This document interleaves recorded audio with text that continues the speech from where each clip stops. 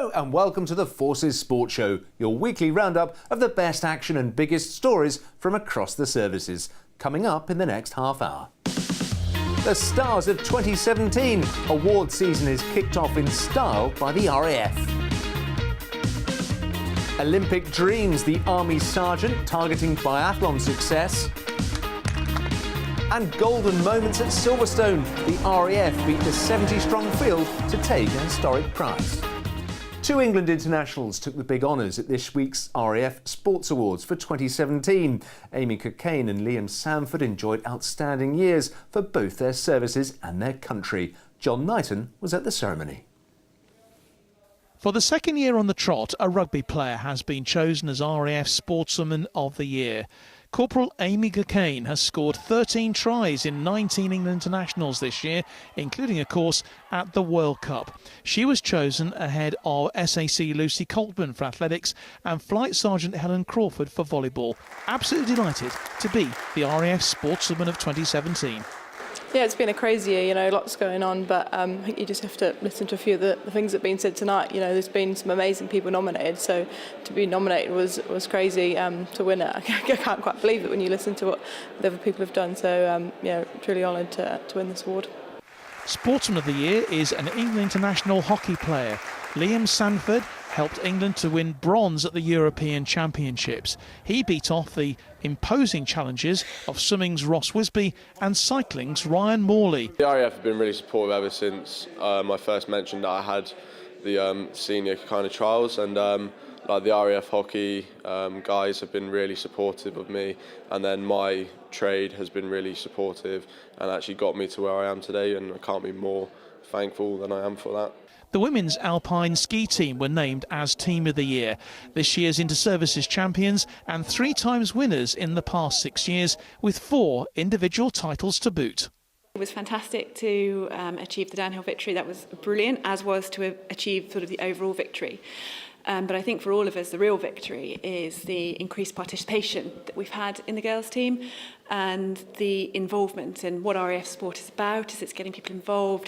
Throughout the whole competition, all that was ever commented on was how the RAF team put together and the pure ethos that we had between us. That's all that kind of ever got brought up. And the fact that we're actually pushing to get even more girls taken to Inters just shows how strong we are and kind of how open we are to getting more and more people in. So hopefully we've got a few good years to come. Group captain Anne-Marie Houghton was chosen as Official of the Year and Flight Sergeant Neve Lashbrook as Administrator of the Year, both of them involved with winter sports. And Lifetime Achievement Awards went to squadron leaders Sam Smithson for judo, Paul Wyatt for basketball, with John Lees also awarded a Lifetime Achievement Award for swimming. All 3 of them delighted. Big privilege to be rewarded for my service to judo whilst I've served in the RAF.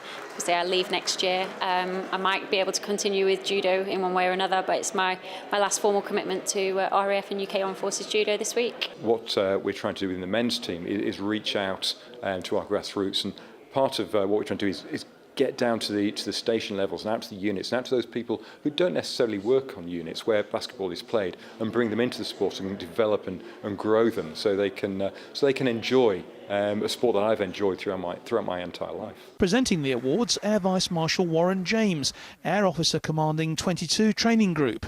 He is the head of RAF Sport, once again spreading the message that in the RAF it's time for sport, not time off for it. All the winners here today will be going on to be nominees for the RAF for the UK Armed Forces Sports Awards, which will be happening at the beginning of next year. Britain's Amanda Lightfoot is expecting big things when she heads to the Winter Olympics in South Korea. The Army Sergeant achieved a new personal best at this year's Biathlon World Championships. Kath Brazier has been to meet her. The Olympic flame is now in the hands of South Korea following this handover ceremony in Greece. Running from the 9th to the 25th of February 2018, this will be the 23rd Winter Olympics and Amanda Lightfoot's second. I didn't expect to be where I am today, 100% definitely not. I was starting this sport as it was a bit of fun, and it was nice to get you away, different scene away from regimental duties, and it was enjoyable. And then I started to get this, this love for it inside, and then it was just, I just turned really competitive. And then I wanted to be the best in Great Britain, so I set out to beat all the girls on the team, so I was GB #1. And once I'd achieved that, then I wanted to be get my consistent top 60s in the world, then top 40s in the world, and this year I want to be in the top 30 and also going towards the Olympics, have the potential there to actually podium. Having joined the army to prove a point to her brother, Amanda got involved with biathlon after an adventurous training trip when she was 20. She'd never skied or seen proper snow before. Despite biathlon being a winter sport, the commitment is year-round. When she's not on the snow, Amanda has a variety of ways to keep in shape over the summer months. I'm doing 30 hours a week physical training, and that's based around 6 hours a day. So I don't get weekends off. I don't get half days. I get 1 day off a week, which is generally spent eating a lot, sleeping, and doing my washing, and just day-to-day stuff. And then the time that the holidays, the general holidays like Easter, Christmas, I don't get them either.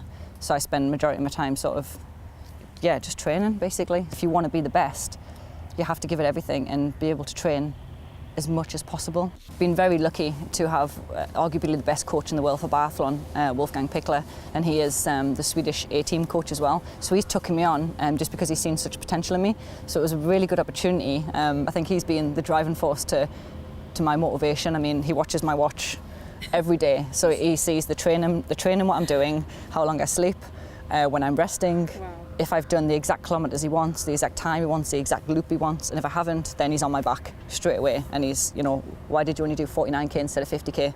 And I'm like, okay, sorry. And he is very, I'd say military, like in a sense, it's his routine. He tells me what time I get up, what time I go to bed, what I do for the whole day, when I can go home and see my family. Everything's dictated. Training with Wolfgang and the Swedish team, Amanda has seen a marked improvement over the last 4 years and also says she has a third Olympics in her. I believe that I can achieve what I want to achieve, and it would be great to be, to go down in history as the only female to have gone to 3 Olympics for biathlon in Great Britain for the AGC SBS. I think that would be a fantastic achievement. Setting her sights high in biathlon, Amanda enjoyed some relative downtime on camp. Not that there's anything easy about passing a senior NCO course, but she still loves her time in the army and can go for glory in her chosen sport, knowing that her career will be here when she gets back.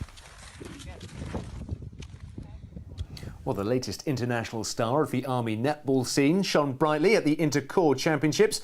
Ellie Nawale inspired the AGC to victory in Aldershot. 18 teams battled it out for glory at this year's Intercorps Championships. The Army Air Corps were hoping former England player turned coach Joe Van could inspire them to victory. Meanwhile, the Royal Signals boast several Army senior players in their squad, and they too made a determined start to the tournament. However, it was the Adjutant General's Corps who saw off the challenge of the other sides to finish on top. They were indebted to the form of star player Ellie Nawale. Victory for the AGC capped a whirlwind few months for the sergeant after she was capped by Fiji earlier this year. The South Sea Islanders toured the British Isles, playing England and Wales, and Nawale admitted her emotions had been running high on her international debut. Never been so nervous in my whole life until that Europe tour. First debut, so it was a really good experience. Very hard, very tough match throughout, especially with the most talented world players, England team. But overall, it was a good experience. You're hungry for further international caps, so the opportunity to represent Fiji at the Commonwealth Games, which is for netball the biggest stage, if you like. So, I mean, you must be so excited. Very excited at the moment. So we've got a training camp coming up in January. Just waiting for a release letter for that, and they'll do a selection for Com Games, so fingers crossed. Army netball has grown from year to year, and this year is known different. And yes, we've spotted a lot of talent, so it's really good. It's growing. And in terms of taking that on for inter-services level, the other two services must be quite frightened now with the girls that are coming through. See, the RAF and the Navy, they always know we've got lots of girls coming, and every year, I think for the past 5 years, we've always had 2 or 3 and more new players. So every year we'll always have new players, and it's good to see. 2018 is set to be extremely busy for Nawale, the Army's latest Queen of the Court. The Inter-Services Championships is in March, with the Commonwealth Games getting underway in April. Army and Bath winger Samisa Rokoduguni has been called up to the England rugby squad for the autumn internationals.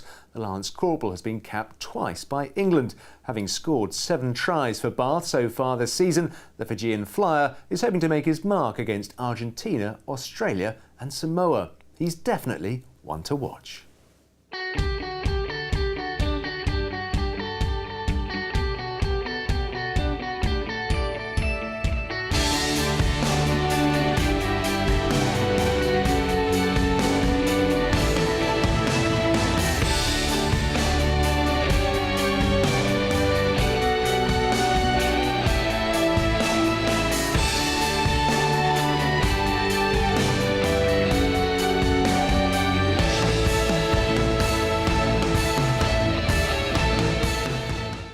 The RAF saw off the Army and 68 other teams to win the Birkett 6-hour relay race. It's the UK's largest annual race and one of the most prestigious trophies in motorsport. John Knighton was trackside at Silverstone.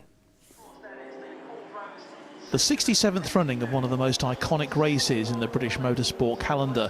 70 teams on the Silverstone Grand Prix circuit, among them the RAF, 3 times winners in the past, and the Army looking to retain their Inter-Services Championship from last year. It's a massive opportunity for basically for myself. They run it last year, and then this year I've been selected for the team again, which is pretty good to be honest. And this may be the second time ever doing the full GP circuit, so it's a bit of a learning curve as well. Also here, an Armed Forces Challenge team, including guests from the summer-long Forces Challenge Race Series and Team Brit, backed by Forces Charities. Leading the RAF, Chris Slater in his Peugeot 306, highly experienced in this event. He'd stay out on track for much longer than planned, producing really consistent lap times before handing over to Dan Smith in his Fiesta, the least powerful car in the team.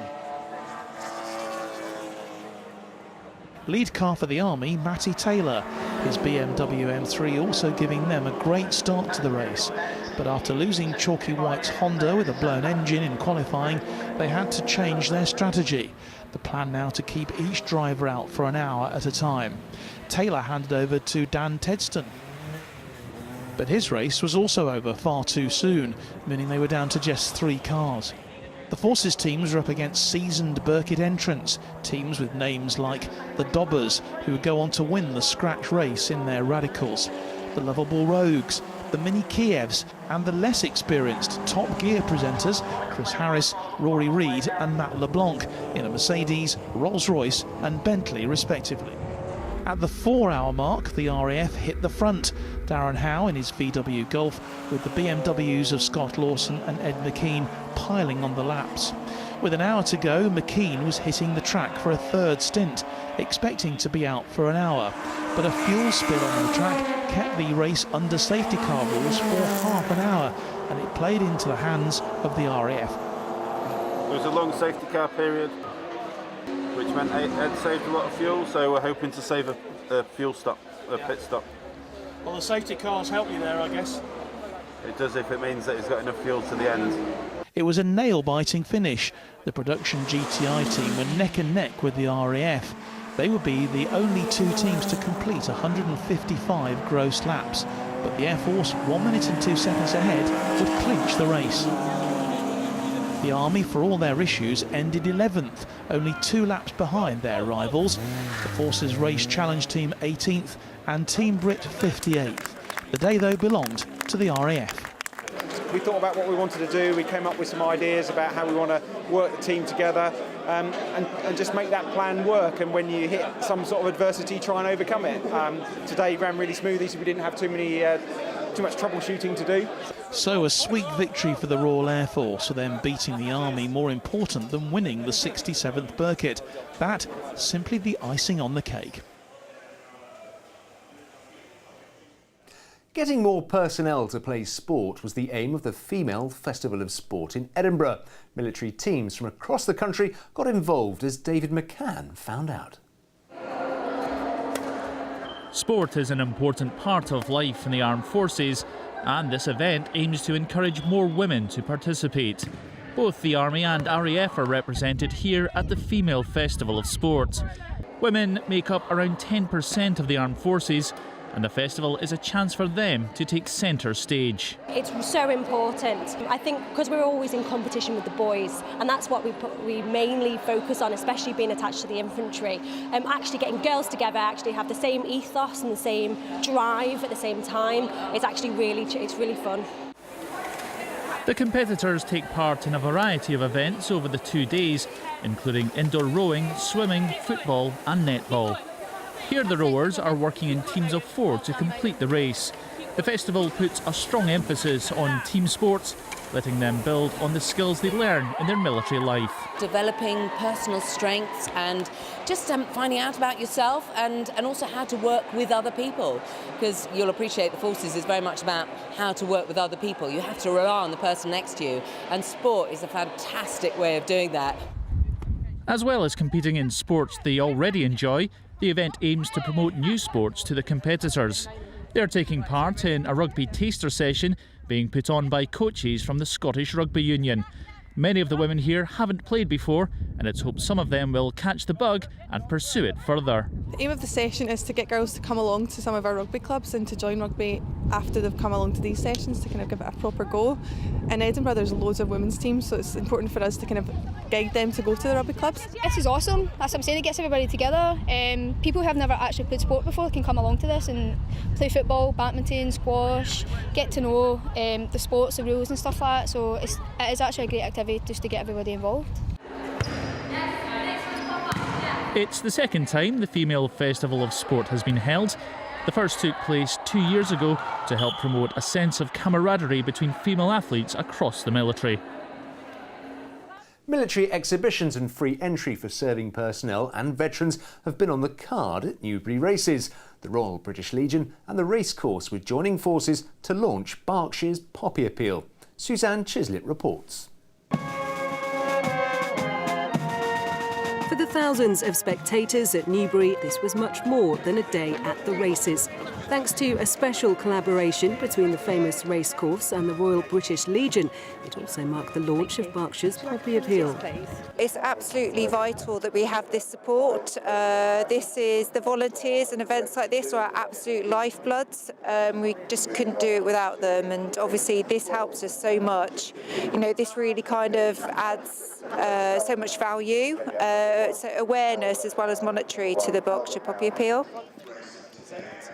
Newbury's support included a full military-themed day for the whole family, including a Puma helicopter which flew in especially from RAF Benson.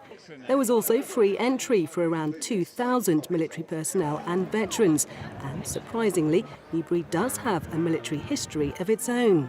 It's set against the backdrop here of Newbury Racecourse, which actually at one point was a prisoner of war camp during the First World War. So there is sort of a backdrop to sort of relevance here. But I think also from a community perspective, for people to get involved, it's really, really important part of what we want to do at Newbury Racecourse and to work with the British Legion in this way. Before the racing got underway, the Berkshire Poppy Appeal was officially launched with a formal poppy ceremony accompanied by a military band. It included an impressive show put on by the Royal British Legion's Jump for Heroes parachute display team, who not only landed perfectly on target, but also hand-delivered a commemorative poppy. It's not only that you get tickets free by belonging to British, it's meeting everybody, and I've met 3 people who was in the Guards when I was in there. Without events like this, where would we all be? Joining all everybody up and getting everybody to know about the charities and what have you. This collaboration is now in its 10th year and its popularity is growing. Whatever happens on the track, Armed Forces Race Day looks like remaining a sure bet. And don't forget, you can follow all these stories and more on our Forces Sports Show YouTube channel and at forces.net. On next week's show, we'll have action from the annual Remembrance rugby matches. We'll leave you with a look back at last year's game between the UK Armed Forces Women and Wales.